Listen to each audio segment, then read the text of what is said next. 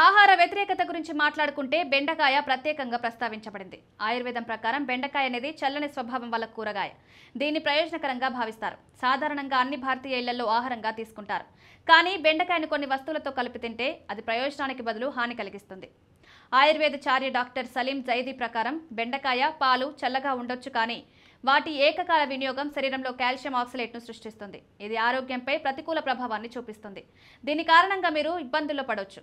బెండకాయతో ఈ లిక్విడ్ ఆహార పానీయాన్ని కలిపి తింటే ఫలితంగా శరీరంలో సులభంగా గ్రహించబడదు. క్రమంగా మూత్రపిండాల్లో రాళ్ళు ఏర్పడే అవకాశం ఉంది. ఈ మిశ్రమం జీర్ణ వ్యవస్థను బలహీనపరుస్తుంది, కఫదోషాన్ని కూడా ప్రోత్సహిస్తుంది.